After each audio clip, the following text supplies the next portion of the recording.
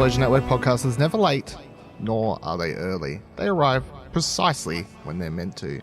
Welcome to the Lord of the Rings Extended, a Middle-earth podcast from explosionnetwork.com.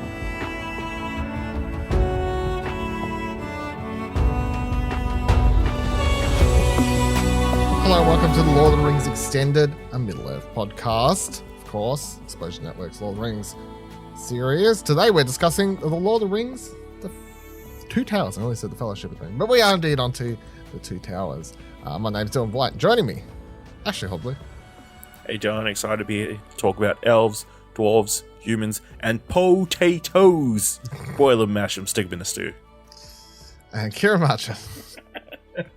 I said that in a normal conversation like the other day because I was trying to explain to somebody that I was having jacket potatoes for dinner and they could not comprehend why I was having jacket potatoes. So it's so, you know what, there's a lot of quotable stuff in this movie. I'm excited to talk about it. Yeah, I asked someone at work the other day was like, have you had lunch? I'm like, yes, but I haven't had second lunch or second thirds or like, so yeah, I'm just like, just got a lot of the rings on the mind and somewhere or another at the moment. So Lord of the Rings, Two Towers, of course, once again, directed by Peter Jackson, written by Fran, Walsh, Philippa, Boyens, Pete Jackson, based on a novel by J.R.R. Tolkien. Let's just start with overall thoughts. Now I've got some key discussion points if we don't get to them in normal discussion. But let's start with you, Ash. Two Towers, extended cut, of course. First time watching it. Yeah, first time the extended cut. Yep. How are we feeling? Yeah, really good. This was always my favorite of the three films. So it's been a while since I've seen it, and it's still good. Yeah, it's a lot of fun. You know, we get the whole Rohan. Got it right. Rohan, yeah. Rohan, Rohirrim, you know, we get, you know, of course we start with, you know, Gandalf fighting the Balrog down the giant hole in the bottom of a mountain. We get Ents, we get, you know, the big battle of Helm's Deep, which is always feel like this epic fight that's like, it is crazy that what they did. Just in general. Like, that whole Helm's fight sequence is, like, maybe the pinnacle of the series. Of, like, all the fights that they've done in these Lord of the Rings films. To do it in, like, pretty much all practically, to a degree. Like, with actual people in orc costumes and these crazy contraptions trying to get up the walls and stuff. It's so much fun. It's like very enjoyable, and it's actually that section is like shorter than I remember. I thought it was like at least an hour. Especially, I thought it would be like an hour, especially on the back of the Hobbit's 5 armies, where the battle took like 6 hours or something like that.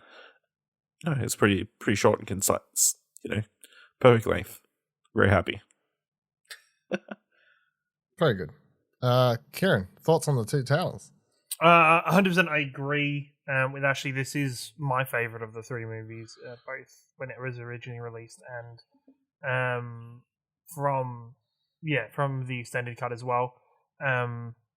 This is where the movie I gets into some of my favorite stuff because the growing stories, not only with Frodo and Sam, with Merry and Pippin, and then with Legolas, Aragorn, and Gimli. I think each of them takes such a unique kind of turn, and they path themselves very naturally into their own progression. It doesn't, like, Frodo and Sam, I think, is really good in this one. I have a few frustrations with Frodo and Sam in Return of the King and the pacing that goes into that and how disconnected that can feel a bit in the third movie. But this one does really well. Gollum / Smeagol is such a fantastically developed and well written character throughout this. Like, this was why am I blanking on his name? Andy Serkis. Andy Serkis. This is Andy Serkis is kind of announcing his presence as an actor, and especially in CG and in motion capture, and his performance is fucking amazing. Like, you can tell just by his voice and his mannerisms which version of the character they're playing with it, and witnessing Gollum's slow shift back into Smeagol, back into his comfort, and then after the interactions with Faramir and the perceived betrayal of the hobbits, him kind of becoming that character and becoming back to Gollum and going back to that safety. I think it's such an interesting storyline. Merry and Pippin get their own sections and they do it well. The extended cut gets a lot more Treebeard in it, which is good and bad. I think reading the books or reading parts of the books, I remember there's a lot more Treebeard in the book, and he talks for a very long time, and it is very dry. And it doesn't quite get to that length in here, but it does. I like some of their more lighter moments you get out of Merry and Pippin that aren't necessarily in the extended cut. Them drinking the Entwater and growing and going in height and then comparing heights for the rest of the movie, I think is a funny addition that isn't in the theatrical cut.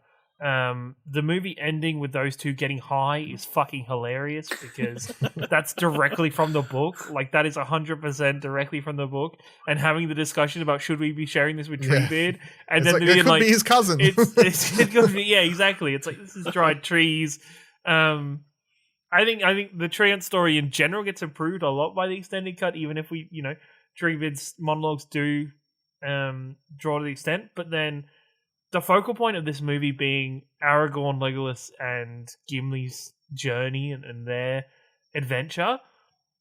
This is the movie where, for me personally, Viggo Mortensen steps up even to an even another level of making Aragorn this amazing character and such an interesting character, and maybe has the most badass entrance of a lot of characters, of him returning after apparently being dead, and just that shot of him pushing through both the doors in slow motion is some of the coolest moments in maybe fantasy writing and in a lot of movies, especially from that time.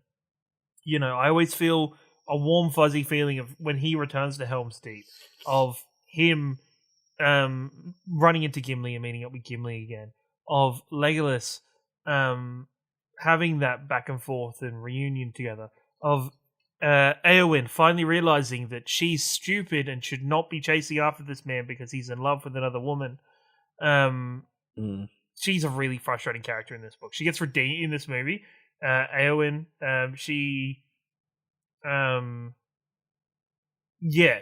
has a really frustrating tale that gets redeemed very much so in Return of the King.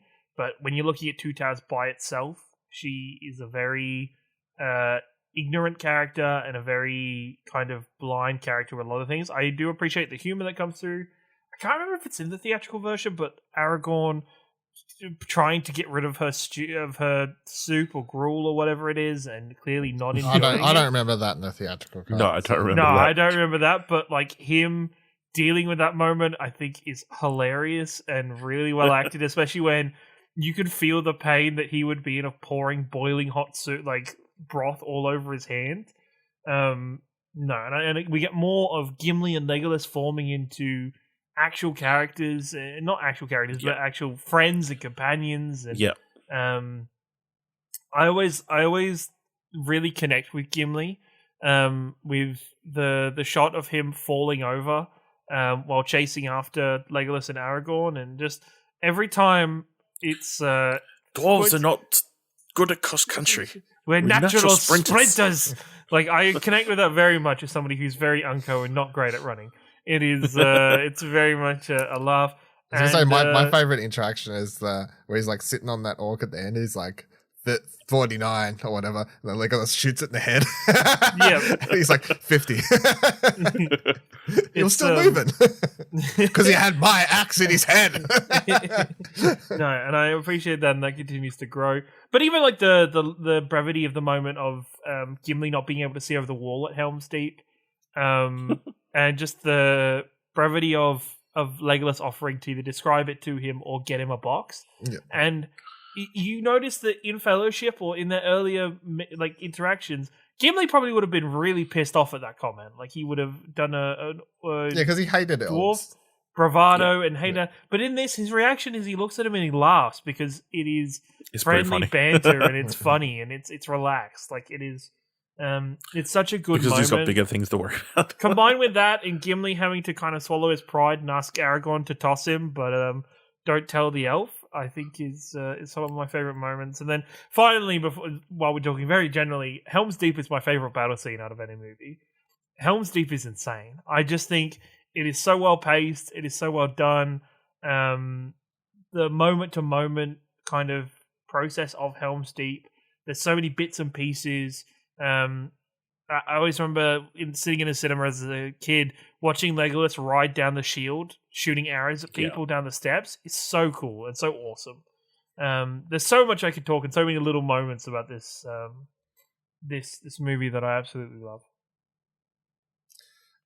Yeah, I mean, you've hit on all the major points. The movie's just very good. The Helm's Deep is obviously the highlight, I feel, of the film. Although I loved when I was a kid the trees absolutely going to town. That is cool. Yeah. Dude, my favorite, I can't help but laugh every time about the tree on fire. The tree on fire that gives no fucks, and then as the water's coming on, every other tree's like bracing itself, and all of a sudden it runs from off screen on fire and like dives headfirst into the water. It's hilarious. Yeah. Well, it's what you do. Like it makes sense. Yeah.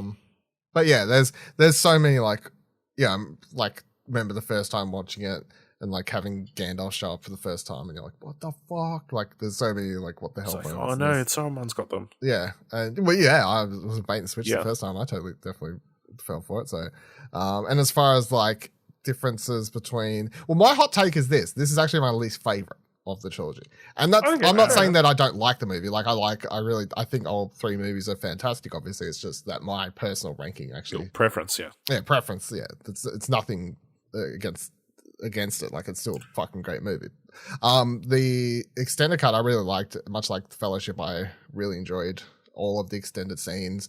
Don't feel like the runtime was over long. I feel like like it was.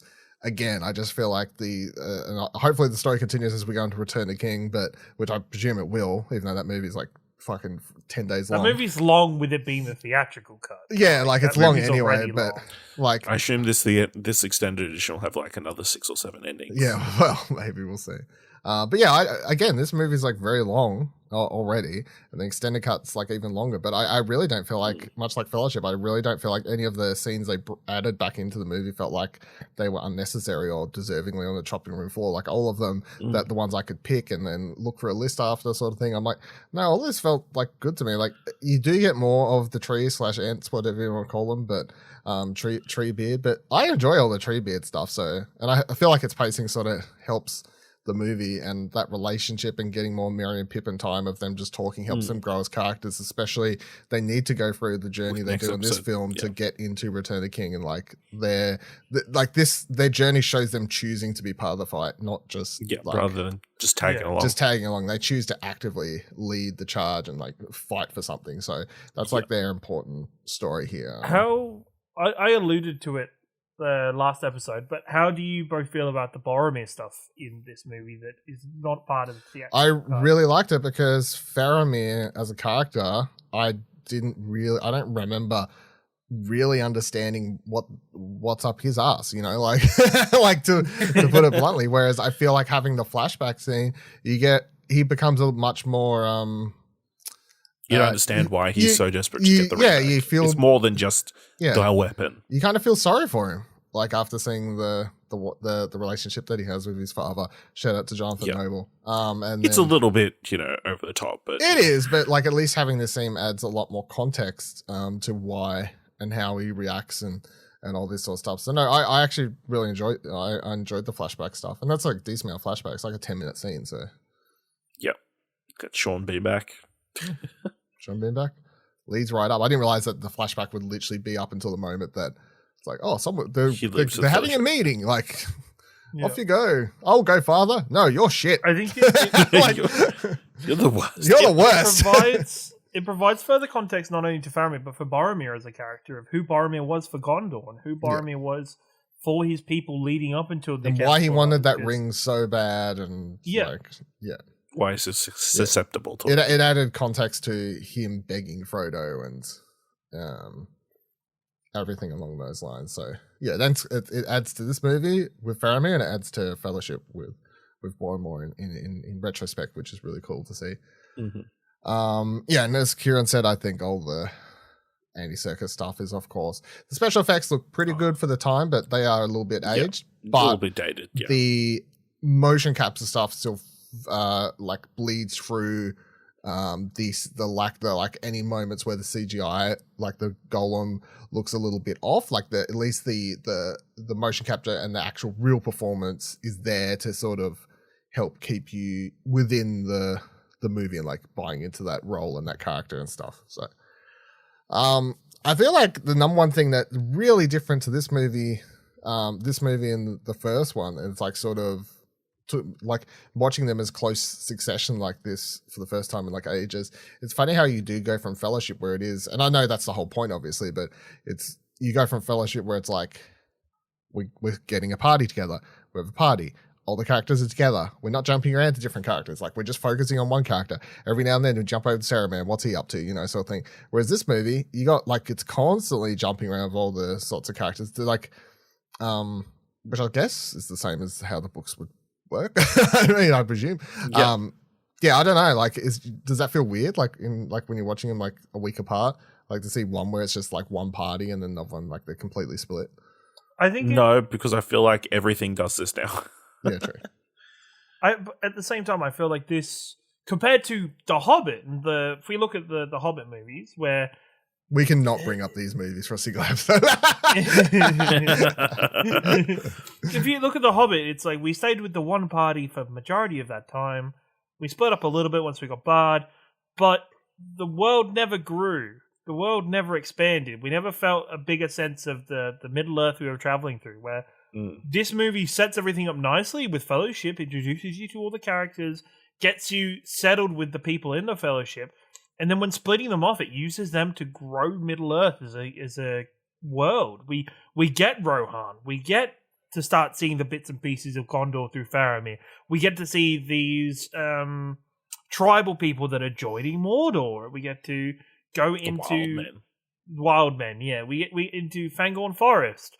We get to see more of Isengard and Saruman and his corruption of the west of the world around him. It immediately Middle Earth grows at such an expansive rate in this movie, but you never feel overwhelmed. You never feel like it's too much.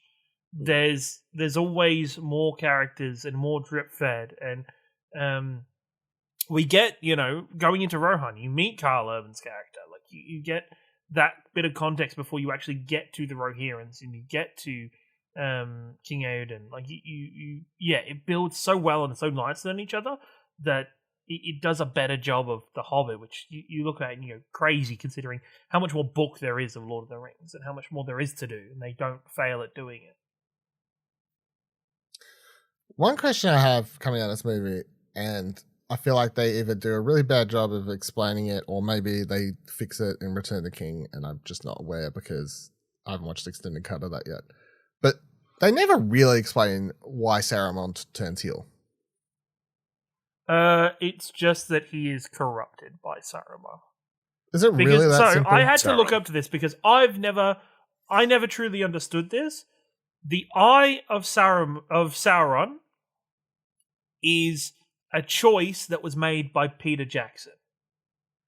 Because there's actually no physical representation of Sauron in the book Lord of the Rings. They just talk about his presence, that his form and his presence is what is corrupting the world. It's what corrupts Sauron when Sauron tries to approach him.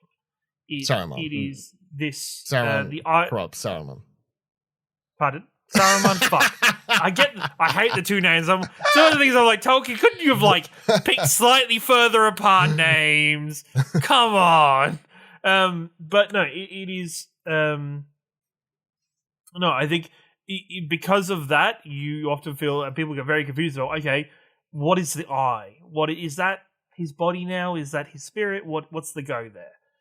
It's just Peter Jackson just thought people would find it easier to connect with a bad guy if he had a physical form.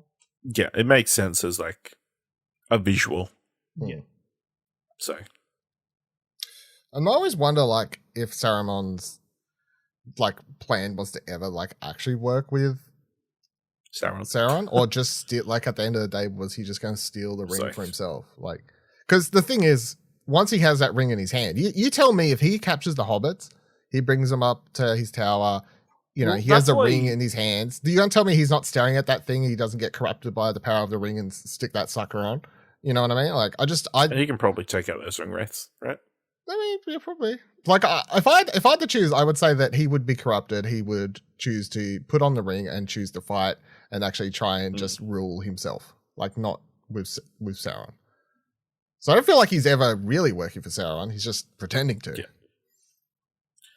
My question: where was Radagast during all this? That's a good question. Yeah, he could have really helped out. No. The question is, where is any of the other mages during this point? Because there are the 2 blue mages, the red mage, the brown mage, and I think there's one other that I can't remember. I think he's green is the other one. Did they ever explain that? They do in the books. It doesn't. I think something happened to the blue ones. I can't remember. They're very, very side characters. Tolkien in Lord of the Rings is very much like, you know what? 2 wizards is kind of enough for this story. Like 2 wizards that both end up being the white. We don't need to complicate anything else with any other colors. Let's keep it on the grey to white to black scale. Let's keep it there.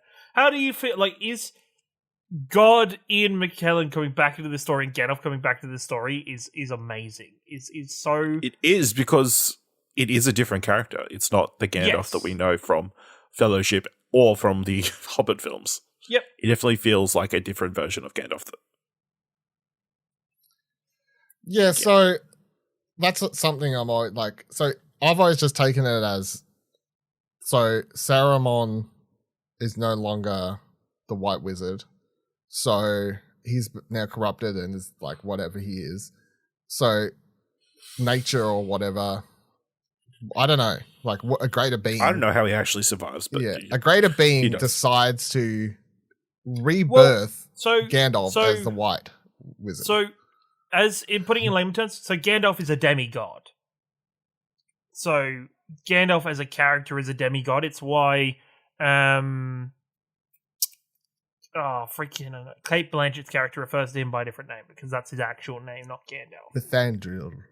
Yes, that is his demigod name. And so when he returns, obviously he gets sent back as with the thing of you're going back, but once you've done your job, that's it. You're done with this world. Like you need to leave when you need to pass on once that finishes. And so that is, he's reborn as Gandalf the White. Gods and that kind of thing are never truly explained in Lord of the Rings. They go into it a bit in the appendices and the Silmarillion. Whatever it's called. But for this, it's just a case of Gandalf fought the Balrog. It's kind of like hey, your job's not done yet, but great job killing the Balrog. Come back up as a stronger, more powerful version, because Saruman is supposed to be the pure white mage. He's supposed to be the guardian of Middle Earth. He's supposed to be pure, and like it's interesting because you see, even from the start of Lord of the Rings, Saruman's clothing isn't totally white. Like it has a darker, more matted kind of tone to the white. Like it has been corrupted or tinged. But the Gandalf the White who we get in this is pure white. Like his clothing and everything about him is white through and through. Whereas even in Saruman's hair, he has kind of parts black and regrowth happening throughout his hair to show that corruption that's happened and took place within him, compared to Gandalf the White, who is a pure being of good and the kind of the embodiment of good in the world. Well, I'm intrigued because we've had characters come back in this film, be it Boromir. From my memory, Saruman never is in Return of the King, so now I'm wondering if he is. In the is he? Okay, because I literally cannot remember. There's a very specific reason. There's a very specific reason he's not in the theatrical cut. Because because I was thinking about it after watching this. Whips his dick out. I was like, in my memory, all I remember is Two Towers. They end, and they're like, he's in that tower, shit's fucked, and then by the time Return of the King comes around, you're just supposed to be like, trees probably killed him.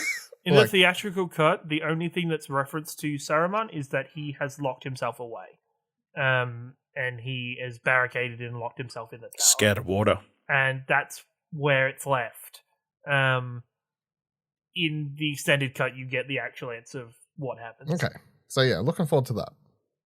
Because that was something I was thinking about watching this. I'm like, they never really explain what happens to him.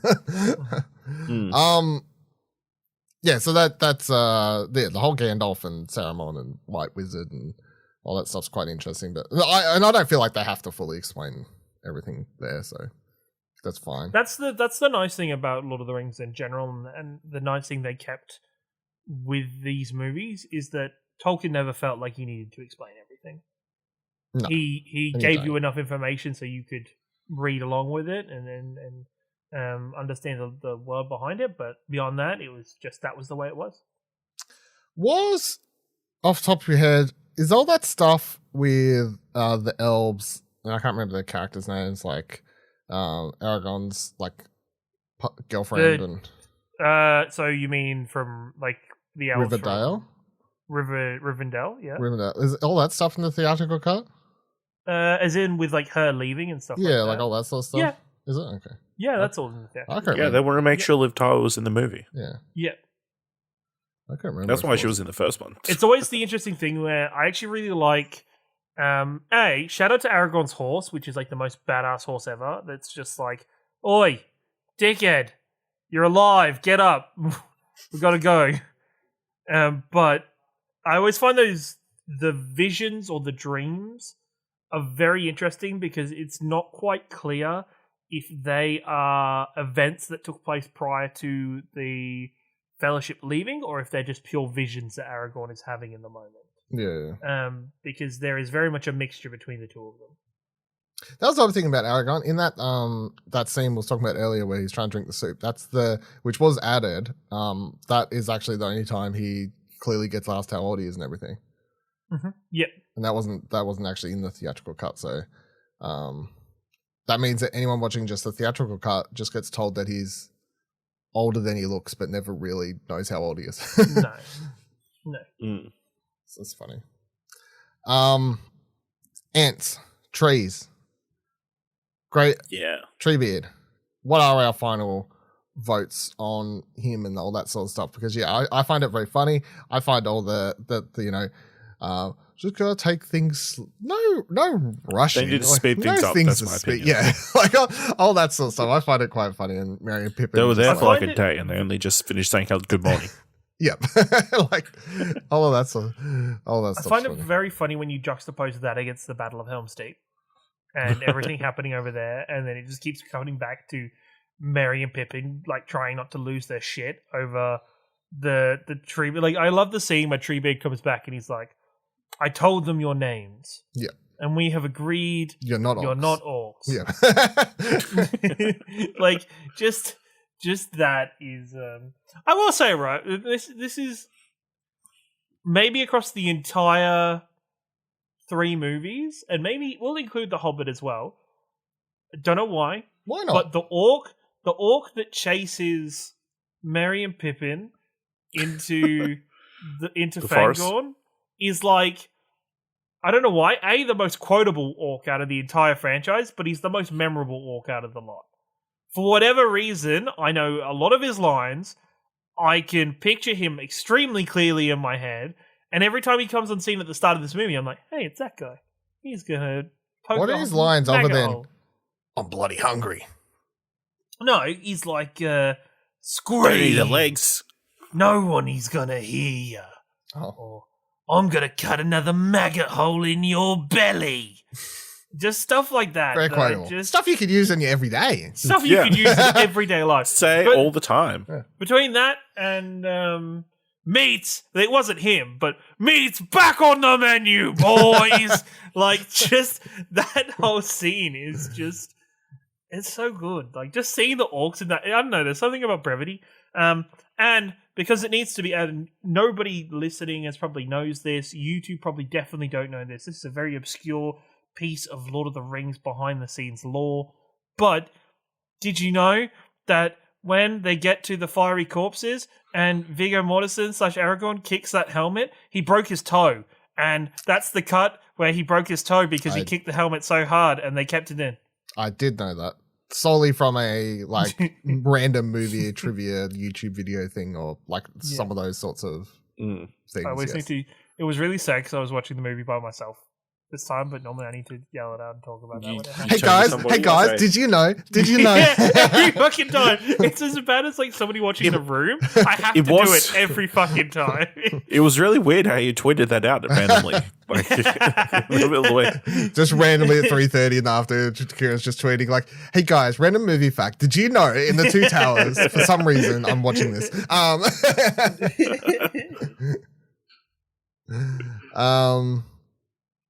Yeah, I don't know. What is there anything else you want to shout out, talk about in particular, Ash?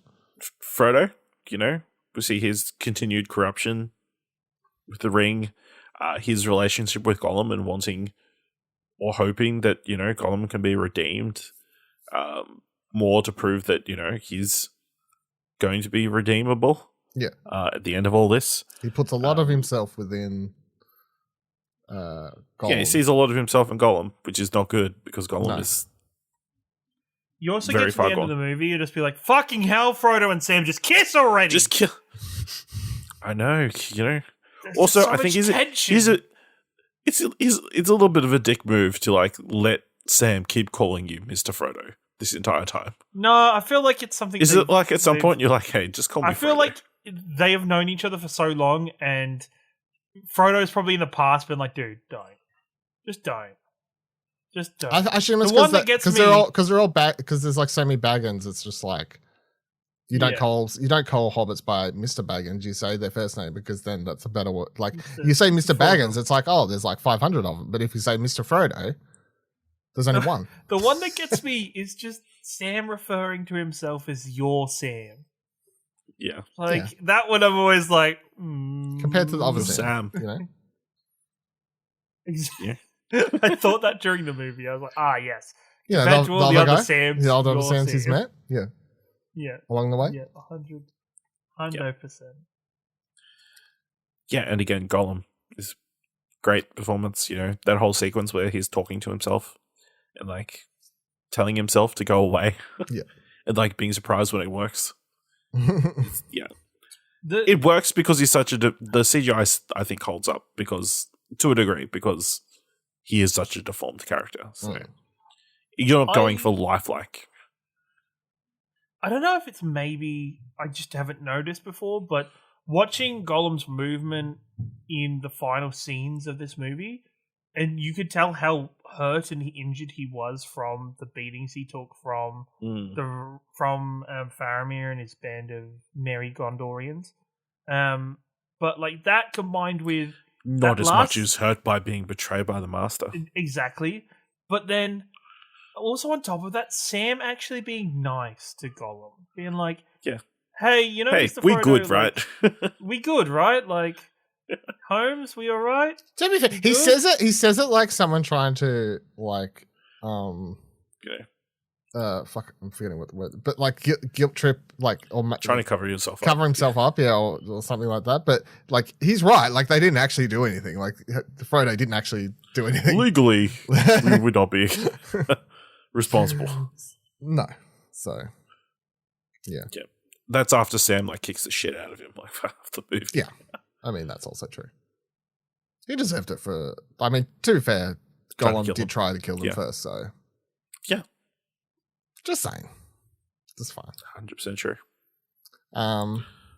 Also, I assume this is only in the extended cut, but the elven rope bit. I know. Oh, yeah. No, I think... No, part of me thinks it is in the theatrical. Surely it would be, but... Well, actually, no. I don't know if it would or would not be, because the addition of their gifts is a additional scene in Fellowship. Okay. So that whole scene where they get the gifts and... Because he has the rope for, like, the Gollum scene with Gollum and the rope is in the theatrical cut. Yeah. So I don't know. You don't need to explain them using it to go down. Yeah. They never explain... Maybe in the theatrical... I don't actually remember. Like, maybe in the theatrical cut, you just think it's a random rope. Like, do they ever... Maybe in the theatrical cut, it's never, like... You just like, it's a rope around my neck is burning me. Yeah. That's why I thought it was funny, because I don't... That's the... You definitely never have seen them get the gifts into the extended cut. And then in this, I don't remember that scene either in the theatrical cut where I just thought it was sort of funny Um, well, my not so good. Whatever, just tugs on it. That's how ropes work in Death Stranding. Yep. Also, Wormtongue, the original slimy bastard. Yeah. I'll learn his name. It's like the most obvious name in this whole series. Like, why am I putting this guy in such a high position? Yeah. Also, I like the fact that whatchamacallit, the king, or whatever his name is, like he's like he's like so truly fucked up, like just looks like he's off his rocker, and no one's ever questioning anything. Like no one's like, this dude needs help. No, nobody's like, hey, what's up? And then you find out like what he looked like normally, and and he doesn't look anything alike. Yeah. I mean, that transformation scene, it's not great, but. But like that, he just looks so, and everyone's like his daughter, and like all these people, like, like he's totally fine. Just, like he deteriorated very quickly. It's just COVID, like just COVID. I do love that scene of Gandalf walking into the Hall of Theoden and just the other three beating the shit out of everybody who attacks them around him without him breaking stride. You wouldn't part old man from his walking stick, would you? I always forget that the captain got him. The captain of the guard gets fucking destroyed by wargs. I'm like, oh, that's where that guy goes. That's right. And then he gets replaced by Gimli.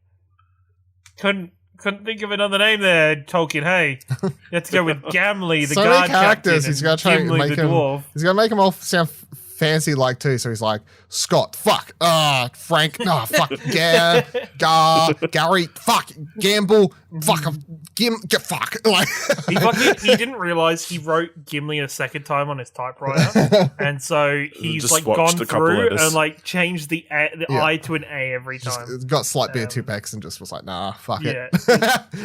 It's fine. Stand it off to the presses, everyone. It'll be fine. Too old for this shit. I'm over it. Kieran, any standout things you want to discuss about Two Towers? It's just a good movie. It's just great. I always marvel at Legolas getting onto that No, horse. This is Middle Earth. What? Continue. Yep. Fucking hell, I get it now. But Legolas getting onto the horse is really weirdly done with CG.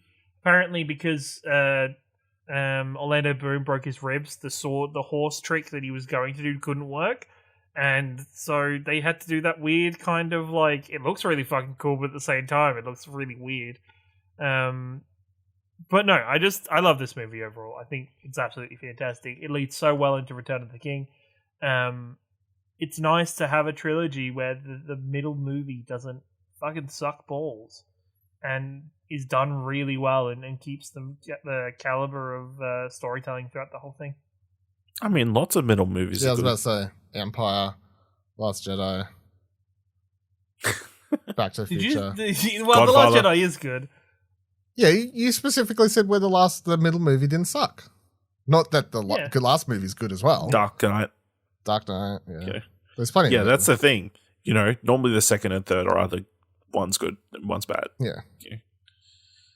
Spider-Man trilogy. Also very funny. The orc diving through the sewer hole to blow up.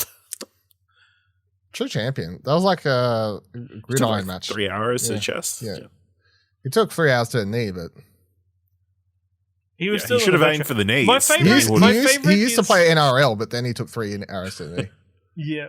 My favorite is the fact that he takes the arrows, and then like the shot is him just like launching himself like into the hole towards the mines, just like the suicide dive. Yeah. Also, minor point that I love the acting between Saruman and Wormtail, where they're looking at the bombs, and Saruman has to like gently push the candle away that Wormtail is hiding like very closely to the gunpowder. I don't know why he's even holding it. It was very well lit. It's just little bits and pieces. But no, I'm excited for us to watch Return of the King next week. We're going to be able to see the most famed tomato eating scene in all of Middle Earth.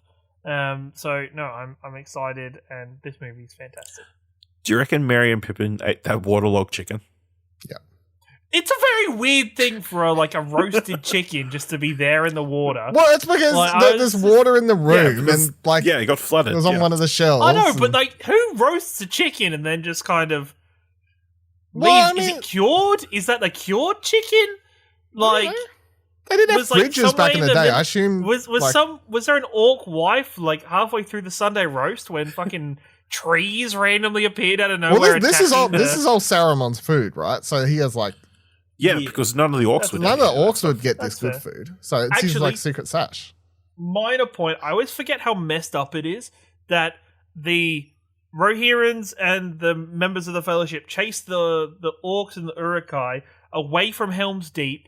They're fleeing, and they flee into a forest, and the forest just kills all of them. Yeah.